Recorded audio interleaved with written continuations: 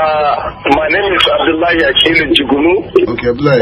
From Baradawa. Please, last time in our version, the Honorable Minister was saying that I thank God that he's alive. Umar Musa don't die.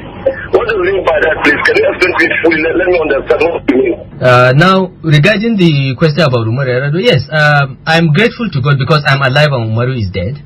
Because he wanted me killed. You know, there are plans to inject me with a combination of hepatitis and HIV if I return to Nigeria. This is what I had. I don't know whether it is true or not true, but the fact that I am alive and he's dead, you know, I should be grateful to God. You know, everyone has his own fate and his destiny. A leaked audio recording has surfaced online in which former Kaduna State Governor Nasir El-Rufai stated that he was happy about the death of former President Umar Musa Yar'Adua. In the audio, which was obtained by Daily Nigerian, El-Rufai alleged that Yar'Adua had planned to have him injected with a combination of HIV and hepatitis virus. Responding to a question in what appeared to be a question and answer session, Mr. El-Rufai clarified the caller's question, insisting that he was happy that Yar'Adua died. This revelation comes amid an internal crisis within the Kaduna chapter of the All Progressive Congress, and El-Rufai calling for a coalition to unseat President Bola Ahmed Tinubu comes 2027 election. So, at a recent stakeholders meeting in Matala Mohammed Square in Kaduna State, El-Rufai reportedly warned his political opponent, referencing his past conflict with two former presidents. I had fought with two presidents. Umar Musa Yar'Adua ended up in his grave, while President Goodluck Jonathan ended up in Ituke, he declared. He urged party members to put aside their differences for the sake of unity, but warned that he remained a Dutch fighter ready to confront any opposition. During the meeting, El-Rufai knelt before party stakeholders, apologizing for any past wrongdoings and calling for reconciliation. The crisis within Kaduna APC continues as factions struggle for dominance, with El-Rufai asserting his influence as the leader of the party in the state. So, the crisis between Nasir El-Rufai and late President Umar Yar'Adua was a complex and multifaceted issue that stemmed from El-Rufai's vocal criticism of Yar'Adua's administration. Nasir El-Rufai, a prominent Nigerian politician and former minister of the Federal Capital Territory, had been a close ally of President Yar'Adua. However, their relationship began to deteriorate in 2007. So, in 2007, President Yar'Adua removed El-Rufai as Minister of the FCT, citing the need for reorganization and restructuring within the ministry. However, El-Rufai and his supporters believed that his removal was politically motivated, stemming from his effort to reform the FCT administration and tackle corruption. Following his removal, El-Rufai became an outspoken critic of Yar'Adua's administration. He accused the government of corruption, mismanagement, and a lack of transparency. El-Rufai criticism were not limited to the FCT administration. He also spoke out against the Yar'Adua government handling of national issues such as the Niger Delta crisis and the power sector reforms. In 2008, El-Rufai went into self-imposed exile, citing concerns about his safety and the Yar'Adua's government alleged plan to silence him. During his exile, El-Rufai continued to speak out against the Yar'Adua's administration, using various media outlets and public forums to express his criticisms. So, in 2010, El-Rufai returned to Nigeria and was promptly arrested by the Economic and Financial Crimes Commission (EFCC) on corruption charges. The EFCC accused El-Rufai of mismanaging funds during his tenure as FCT minister.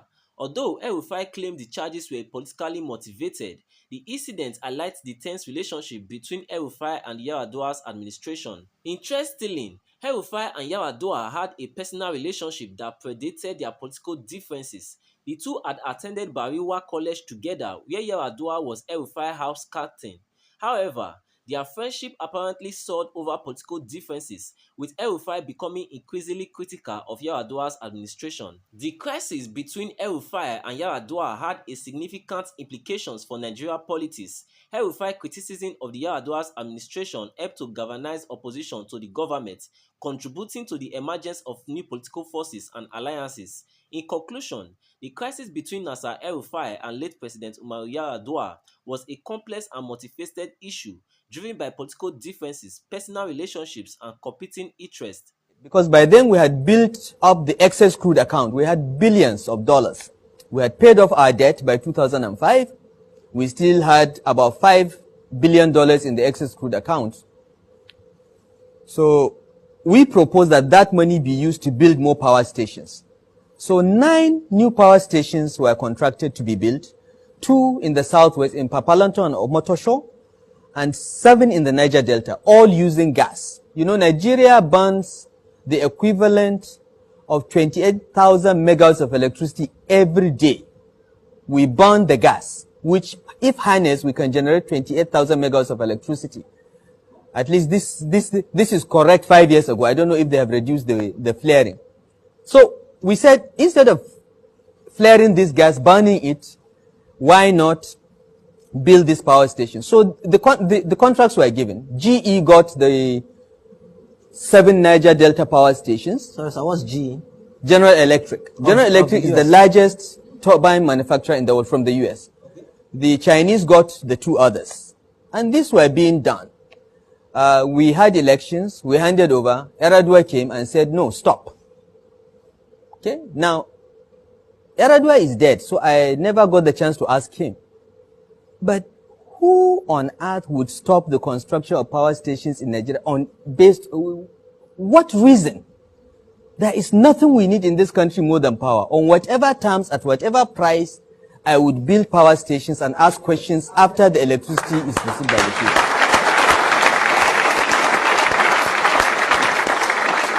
But President Yar'Adua stopped it.